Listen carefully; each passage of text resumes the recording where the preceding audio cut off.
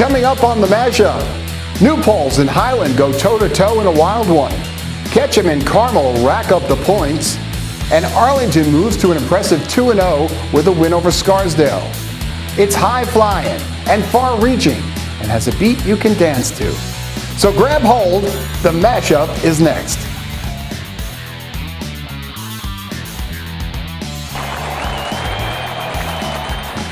Hi everyone and welcome to week 2 of the season. It was a good week for some, not so good for others, and a strange week for even others.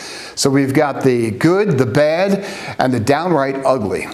Let's start with the good. Teams that started last week with a loss and needed to pick up that oh-so-important win before falling into that oh-so-deep 0-2 hole. One of those teams was New Paltz. Losers to Washingtonville in week 1.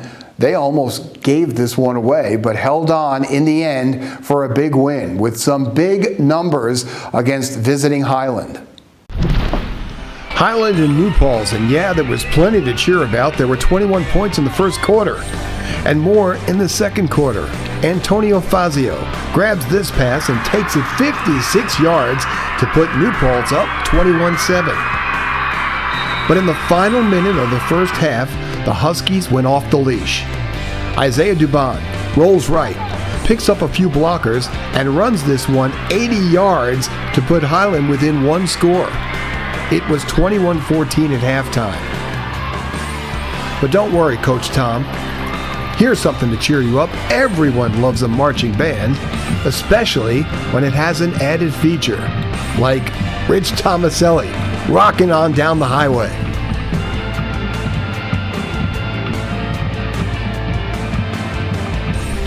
Second half, Highland was on a mission. Carl Relier's Huskies systematically rolled 80 yards downfield, combining their passing and running game until Michael Malario gets it down to the 3. And then Dubon powers it in for the TD to tie the game at 21. Late in the quarter, Highland comes back for one more. Malario catches this dump from Dubon and takes this one all the way to give the Huskies their first lead of the game. The extra point failed, and that would prove critical. So it's 27-21 Highland, but New Paltz comes right back. Another pass to Fazio, and with the extra point, the Huguenots regain the lead 28-27. Highland scored one more time on a Dubon run to take a 33-28 lead, but New Paltz just kept finding a way, and this score puts them in the driver's seat for good with a 34-33 lead. Highland had one last opportunity in the final 30 seconds of the game, but couldn't make it happen, and New Paltz wins a wild one, 34-33, the final. This is one of the third biggest rivalries around here, so it feels really great to pull this one out. I haven't beaten them in a while since Modified, and it just felt great. Other teams that needed a win and got it were John Jay. After falling to New Rochelle in week 1, the Patriots faced a very good MashUP team, and the Indians were coming off a very big win over Mamaroneck. But the defending sectional champs did what they needed to do behind Ryan Schumacher, who led the charge and made it happen. 3 passing touchdowns, and Jay improves to 1-1. MashUP falls to 1-1. Another team that needed a win was Ketchum. Falling to Scarsdale in week 1, the Indians were hoping they could bounce back against Carmel in front of the Ketchum home crowd. Early on, it didn't look too bad. Ketchum actually took the first lead of the game, and it was a 7-3 game at halftime with Carmel leading. But then the floodgates opened, and I don't mean the downpour that caused the 30-minute rain delay.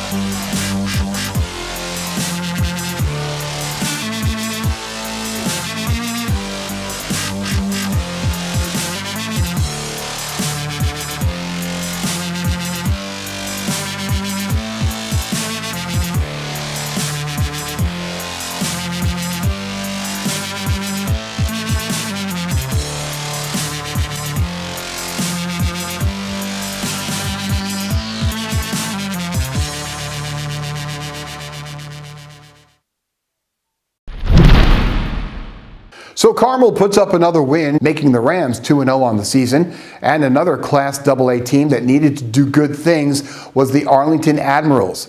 Winning the season opener, it was important for the Admirals to keep the momentum going and get this Game 2 under their belt so they could stay a little bit ahead of the pack.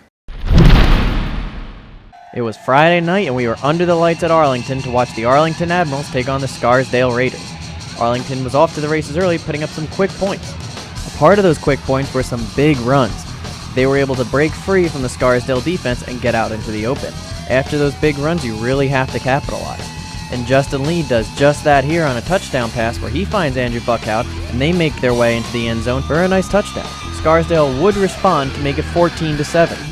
Scarsdale did find themselves in a bit of a hole at one point tonight, down 21-0. But big runs like these were able to keep the guys energized and in the game. And Nick Leone was certainly energized. As you can see here, he cuts from one side of the field all the way back to the other, and pushes the ball deep into Admiral territory. And just like Arlington, Scarsdale was capitalizing on their chances in the red zone. Right here, Michael Rolfe throws a nice touchdown pass all the way into the back corner, just gets the feet in bounds, and suddenly we have a game again. Even though most of the focus is on offense and defense, the special teams have to be up to par too. And Arlington's special teams came to play. There was a great return here by Anthony Lanteri where he was juking and spinning his way up the field and brought the ball all the way over to the Scarsdale side. And when you get the ball on that side of the field, you just have to finish. Rob Tenenbaum just does that here as he pushes right through the defense and punches it home to put Arlington back up by 14. In what felt like the blink of an eye, the kickoff return here gets returned for 80 yards by Andrew Buckhout. He brings us all the way back to the house. And just like that, Arlington had a 35-28 lead late in the second half. Well, I think we have tremendous character on our team, and I like to think that is something that we foster in our program every year. We came out up 2 touchdowns, and we really thought we had the game in control, and then they came out and scored 2, and it was 0-0. So we brought the guys over, and the captains all talked to them. We got them pumped up, and the next play we came out and brought a kickoff to the house. So that sets up the big showdown between Jay and Arlington Friday night. And these two teams will provide their own electricity in this one, just as every Jay Arlington game seems to do. Spackenkill is creating its own little showdown after a 26-6 win over Monticello. The Spartans will face 2-0 Marlboro, who beat Dover 64-12 and Burke 55-7.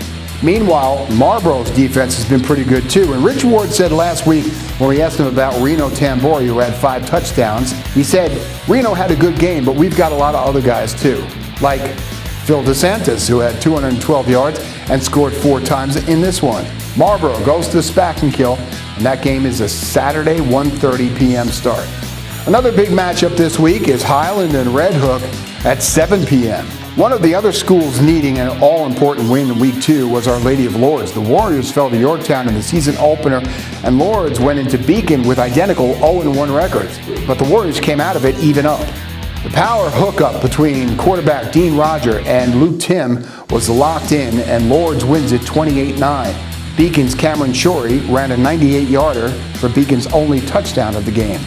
So how about Saugerties? The team ends a 17-game losing streak dating back to 2013 with a 21-0 win over Dover in Week 2, and now loses a game because their intended opponent this week, Poughkeepsie, gets slapped with a forfeit due to a fight on the bus ride home from their Port Jervis game Friday night.